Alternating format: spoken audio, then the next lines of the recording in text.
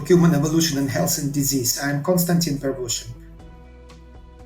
This is the section on the language and concepts of evolution. What would be a better way to be exposed to the language and concepts of evolution than to listen to a story of evolution? It's actually listening to 4 stories of the human evolution.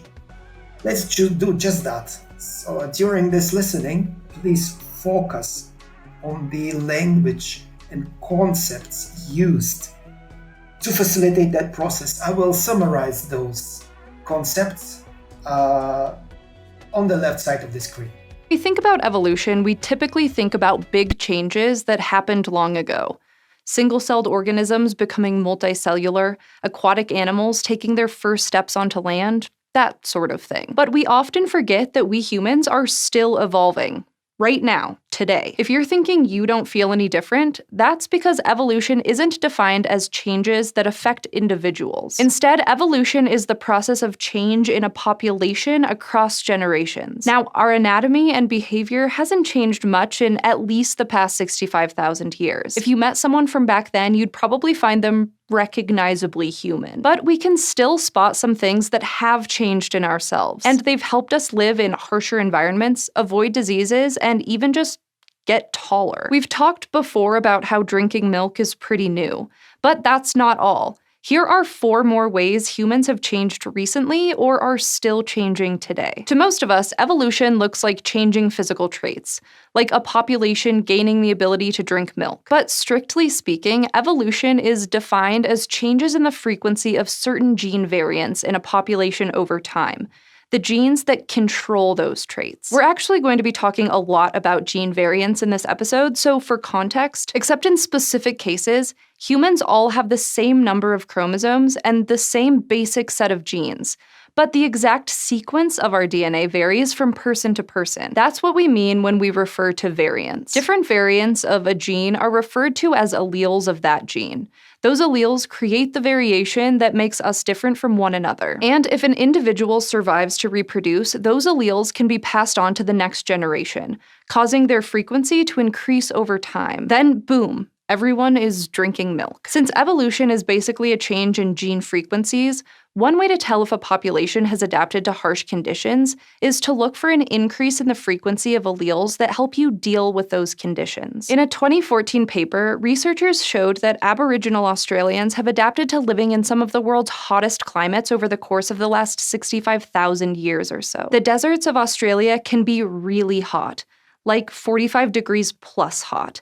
But humans have lived there successfully for a long time. In response to increasing temperatures, your body will typically release more of a hormone called thyroxine. And thyroxine has a ton of jobs in your body, like increasing your metabolic rate, helping regulate your digestive system, and helping to keep your heart functioning. But too much of it can actually be dangerous if you're in a super hot environment. However, this study showed that 40% of Aboriginal Australians have a pair of changes in that gene that codes for a protein that normally holds onto thyroxine and releases it when it's needed. These variants are associated with lower total thyroxine levels and lower levels of the binding protein itself. In laboratory studies, this variant cut the temperature-associated release of thyroxine almost in half. This might be helping these populations keep their cool in warmer climates. If something nasty is present in the environment, a population might adapt over time to resist it. So one way we can look for evidence for human evolution is by checking for genetic changes that accompany some environmental variable. At this point, we should stop and explain why that sentence is phrased like that.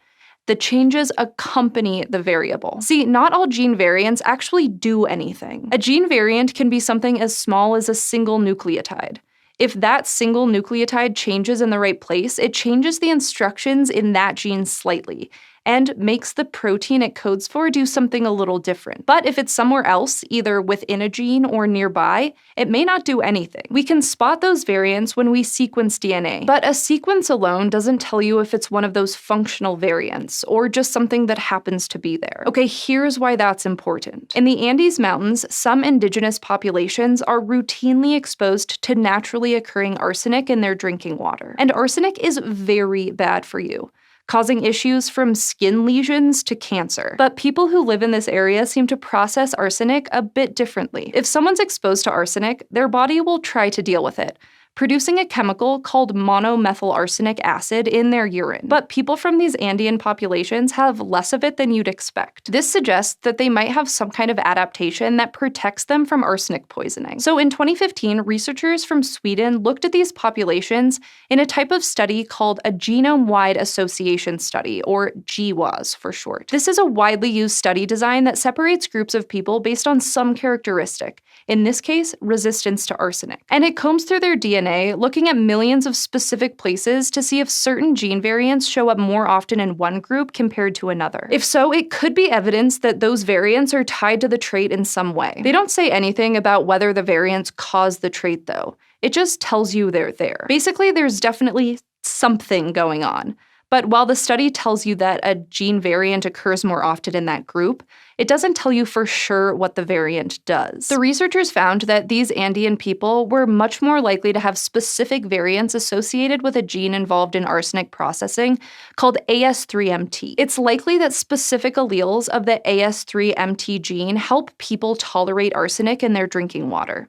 The study doesn't tell us how, but it points us there. And since evolution is a simple change in the genetic makeup of a population, this population seems to have evolved better arsenic tolerance. It's likely that a few of the early settlers in this region had this allele, and it allowed them to be healthier and to have more children in a region where the water's mildly poisonous. So that gene would have spread through the population. What's more, this would have happened within the last 11,000 years. Not that long ago in the scheme of things. If an allele is being strongly selected for in a population, it might bring its whole surrounding region of DNA with it. Because we don't always inherit genes independently of each other, they're part of larger chromosomes. And while those chromosomes can sometimes swap pieces, any given segment of DNA tends to remain intact. That can help researchers identify evidence of positive selection, when one of those regions gets really popular really fast. In this case, certain regions of DNA might look different from their ancestral counterparts. If a region of DNA has recently been selected for and swept quickly through the population, it will have had less time than its ancestral counterpart to pick up rare mutations, ones not present in that region of DNA in many other people. This makes sense, because any given region of DNA will accumulate mutations over time. So if a given version of the region is newer, it will have fewer distinct mutations. So in a paper published in 2016, researchers looked across the genome in a huge number of European participants for alleles with fewer of these rare mutations in the DNA surrounding them. They wanted to find really any evidence of positive selection in humans. And what they found was evidence that we're getting taller. The strongest signal for positive selection they found was related to height. Multiple alleles known to influence our height for the taller showed up in their screen, which suggests those genes are being selected for, and that this population has been getting taller. It's unlikely that genes are the only thing that's been affecting our height in recent generations. Stuff like better nutrition is definitely involved as well. But this study clearly points to a genetic component. This method detected changes that had happened in the last 2,000 to 3,000 years, or 100 human generations, which is way more recent than what we've talked about so far. But hold on to your hat. Scientists have one more trick up their sleeves to really look at how people are evolving now. If a given allele occurs at low levels among people with long lifespans, that can be a clue that it's being selected against, because the folks who had it didn't make it that long. This kind of analysis can be used to spot very recent adaptations in us humans, like within living generations. The idea is that if a gene variant doesn't have much of a positive or negative effect on us, it should occur at the same frequency in every age group. If certain alleles are found at much lower levels in older generations than younger ones, then it's likely those alleles are somehow harmful, because if you had them, you may not get to grow old. In a study published in 2017, scientists looked at over 57,000 people and found changes in the frequency of a specific allele of a gene called APOE. We still don't know exactly how Alzheimer's works, but previous research has implicated this particular allele of the APOE gene in putting people at risk of developing late-onset Alzheimer's. But the researchers found that the frequency of this allele was dramatically reduced in people over 70 years old. This suggested that people who have this allele typically don't live as long, and that it's being selected out of the population. They then looked at another group of almost 120,000 people.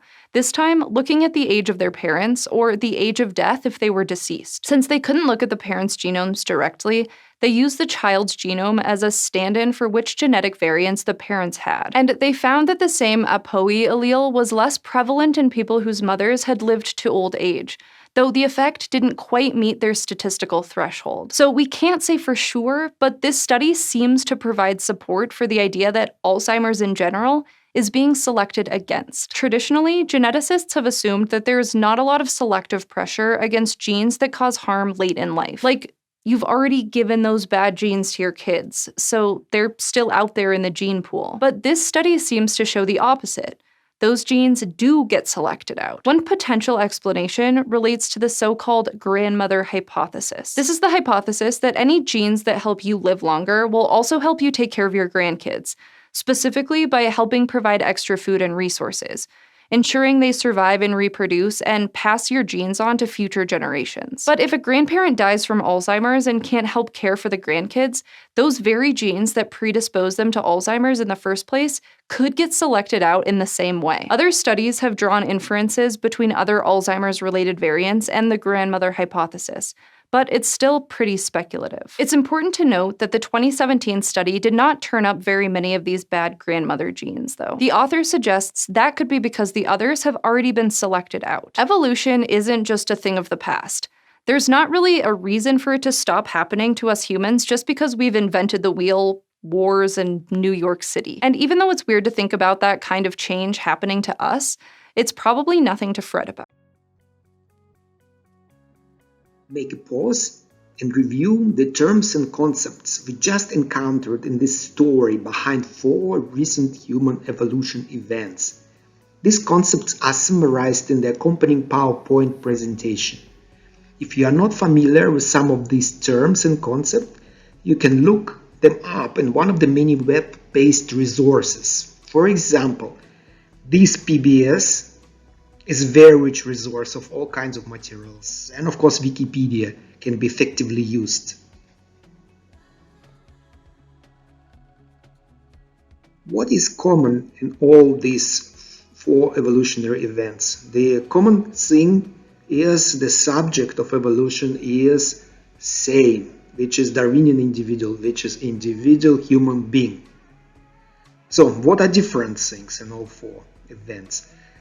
So the inherited traits which were subjected to this evolution, these are all different.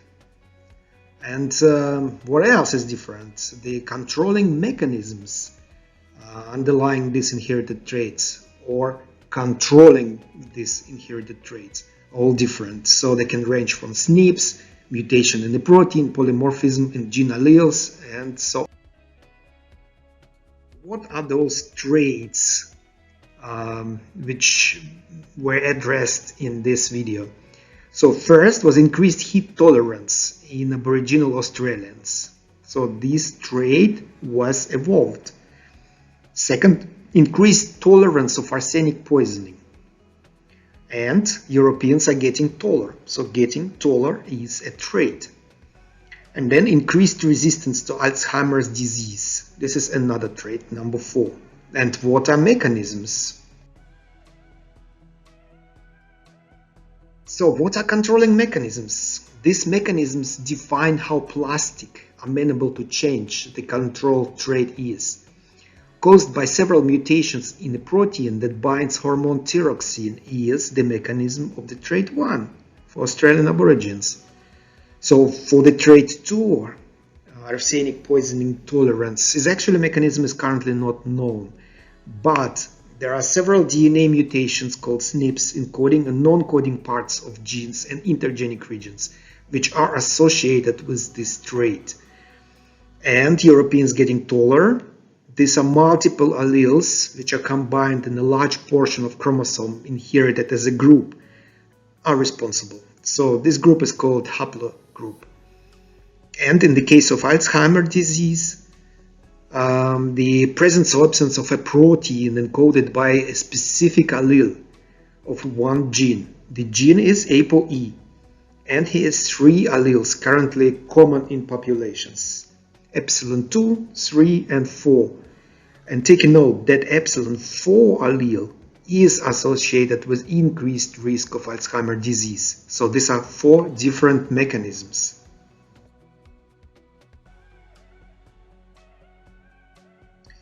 Next, we are going to perform a quiz, checking your grasp of these key concepts. Please register with your NTU email.